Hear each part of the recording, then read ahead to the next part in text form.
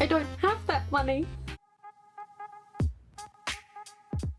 What's going on, guys? Welcome to another episode of Smash JT. Out for a walk with Dexter, the doggy. And wanted to talk to you guys about some thoughts I had regarding the Lady Decade situation and how it relates to Top Hat Gaming and Patreon and YouTubers abusing their audience in general. I got some thoughts. Monetization on my channel is now completely changed. Sorry. I don't have that money, but they've demanded this. My channel was mostly funded directly through advertising revenue, whereas I had friends who had channels which were mostly crowdfunded by the fans themselves. I don't understand how that worked out. I don't even think the video, which is on the Top Hat Gaming Man channel, which is my channel too. So channels which's main revenue stream was through Patreon. I'd noticed that despite the fact that I'd lost all these things through the pandemic, my Patreon revenue was staying the same. I still had 65 loyal supporters of the channel continuing to give me funding, whilst all the corporate advertisers, the rich corporate advertisers I may add, basically all pulled out and left me upstream without a paddle. First time to the channel, or if you've been here for a while and haven't done it yet, hit that subscribe button. I would appreciate it. And without further ado, let's hop right into this. So, Lady Decade puts out a sob story video, crying on camera, basically, without saying it, begging her audience to give her money. Something I want to start this off with is, and this is coming from someone who had a Patreon at one point and turned it off, but currently does accept donations on YouTube. Oh my God, I'm an e-beggar. No, if people want to tip somebody because they enjoy the content, have at it. I think 6 Patreons I contribute to every month from creators that I enjoy and want to support. And I feel like that's something that you should have the choice to do. If you want to support a creator because you enjoy what they bring to you, have at it. But my thoughts on the matter are, when a content creator creates a hostage situation with the viewer, making them feel like if they do not support them, they will go away, and no ultimatum is included with that, it's going a little too far. So the Top Hat Gaming situation, these, by the way, if you're not familiar with Top Hat Gaming and Lady Decade, I don't go into the personal lives of YouTubers, or I try my best to avoid it, unless it has something to do with the topic. And in this case, it does. They have a relationship. I believe they are married. They live together, they work together, they both have their own YouTube channels. And up until that video dropped by Lady Decade, I considered them friends of the channel, that I enjoyed their content and what they provided to the community.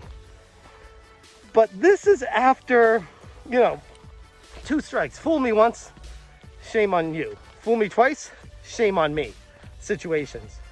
Top Hat Gaming Man had a sob story video during the pandemic from his job as a teacher and couldn't make ends meet. And he was financially struggling. Which, okay, I mean, he's well within his rights to make that video if that is the truth, and that's the case. That's terrible. I watched that video. I felt bad for him. I considered him a friend, so I joined his Patreon to support him. And fast forward to a few months later, he was making way more money than he'd ever made before on YouTube, and his crying piece was a roaring success. Yet my patrons all stuck around, so I put it forward to the people, what can I introduce to my Patreon page, what would incentivize you to donate as little as $1 or more a month. And after uploading last week's video, I now have over 300 patrons. So that's, I think there's about 330 actually, so around 250 new Patreon supporters backing the channel. That, ladies and gentlemen, is a miracle. And a miracle is the way things ought to be.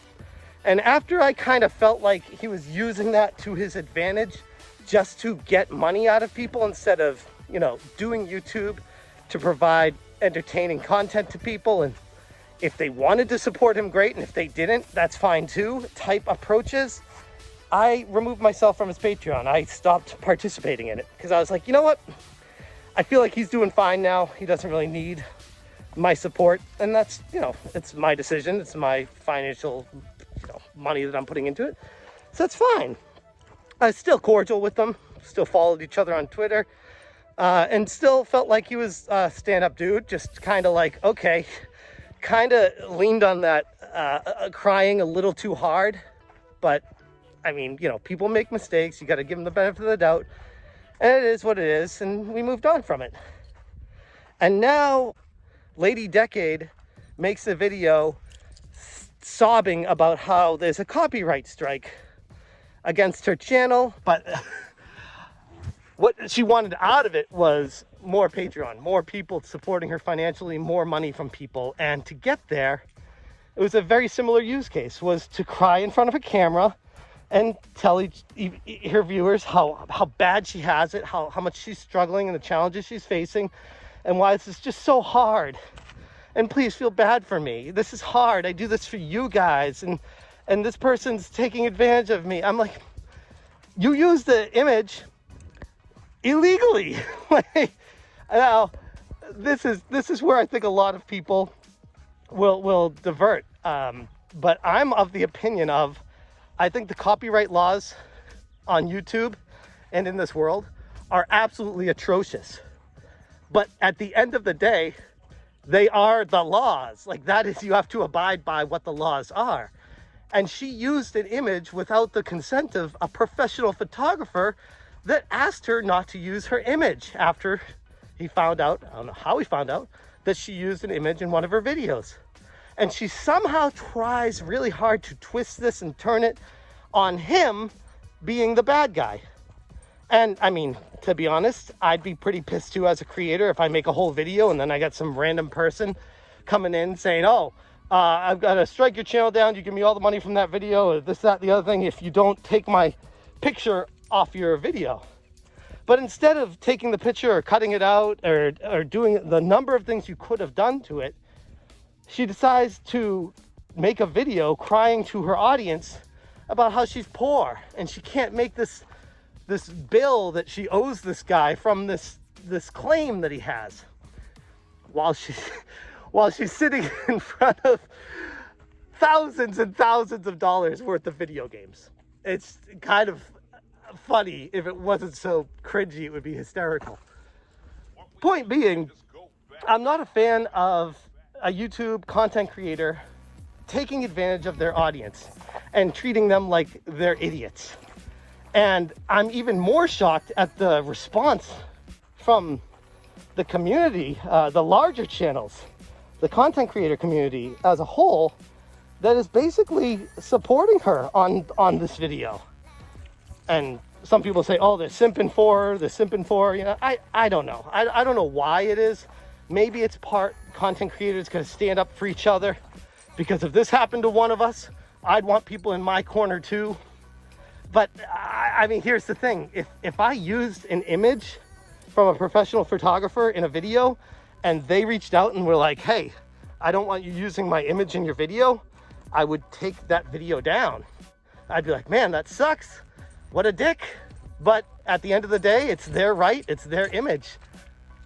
I wouldn't make a video crying to my audience and begging for more money from people to support me financially to get through this, especially when you're sitting in front of thousands of dollars worth of games, but that's neither here nor there. Point being, it followed the same path of manipulation to what Top Hat Gaming Man did, which was manipulate the audience into feeling bad to get more Patreons. And typically, this is the great thing about Patreon as a content creator, if you get someone to sign up for your Patreon, they'll sign up and just kind of forget about it for the most part. You'll have people that would just sign up because they feel bad one time, and then every month for a long time, they will just keep contributing the $1, $3, $5, $10, and not even notice it out of their bank account. You'd be surprised. There's a lot of people like that. So again, going back to the initial premise with this, if you want to support a content creator, it's fully within your right to do so. And I encourage it. Like I said, I support content creators myself. But what they did to manipulate their audience, in my opinion, went too far. And that's the kind of stuff that gives all content creators a bad look. Like the crap that she pulled and Top Hat Gaming, you can't trust people anymore. You don't know what their intentions are. So if there is an actual situation, it turns into the boy who cried wolf, where it's like, yeah, all you do is cry all day. You're not gonna fool me into tricking to give you money. When in reality, there could seriously be a situation where the financial means of the content creator are truly in jeopardy. I think of like Top Loaded Gaming, who lost his house in the hurricane and didn't say anything to people about it. Now, I contributed to the GoFundMe that was set up for him, but he didn't cry about it. He didn't make a video begging people for money. And the dude like literally lost his entire house and everything in it. And yeah, you can say, oh, insurance pays for that, insurance covers it. First off, I don't know if he had insurance. Secondly, I don't know if insurance is going to cover the value of all of his games and everything he had in his house. Thirdly, just the mental trauma to go through losing your house. I could only imagine. It's too bad. It's too bad that there are people like Top Hat Gaming Man and Lady Decade in the community. I have written them both off. I've removed following them on Twitter. And I'm of the opinion of, how do they fix this? Where do they go from here? And honestly, it is a situation where the only way they can fix this and patch this up is to make a video, both of them coming forward and being honest with people and apologizing for manipulating and taking advantage of their audience and saying, yes, that's what we did and we are truly sorry for it. Now, they're not going to do that because they would lose a ton of Patreons and support. It's almost like the lies have enabled them to keep going down the path that they're on right now. And I know Top Hat Gaming Man and Lady Decade are going to watch this video, and I know they're going to have their reasons and excuses, and this is why we did it. We weren't manipulating our audience. We truly were struggling. It's like, you know what? It's a pattern now. It's a pattern. This is how they operate, and it's something you could look at. Like, I know people have likened this to the Metal Jesus Rocks trying to raise money for the Winnebago ride across the country and manipulating his audience for that. But I don't put that on the same level, and here's why. He wanted to do that to meet his fans and get with everyone and share his excitement for video games together. So the money would literally be like supporting a tour to do this together and share in whatever the hell he was trying to do together. Whereas the Lady Decade and Top Hat Gaming Man is just like, hey, we're gonna cry in front of the camera to extort as much money as possible out of our fan base. And unfortunately, when some channels get big enough, they can start doing that and not face any backlash for whatever reason. Like I said, these other big content creators are defending them. And I'm not down with that. I don't think that's cool. I don't think it's acceptable. I think it sets a really bad precedent for the rest of the gaming community for when somebody actually is struggling and going through something. And being manipulated by these people is a wrong direction to be taking as a gaming community. But again, it's up to you. Spend your money how you want. But these are the type of people that are the bane of my existence in the video game content creator sphere. They ruin it for everyone. They take full advantage of the trust of their viewership, and I ain't down with that. So that's my personal feelings on the situation. And I'm sure there are plenty of people that differ or feel differently about it, and that's perfectly fine. You're well within your right. I just get really frustrated when I see something clear as day and nobody's saying anything, standing up against it. They're just kind of like going along with it like it's par for the course, and it ain't cool. Anyways, I'm gonna leave it there. Thank you guys so much for watching, and as always, you stay smashing.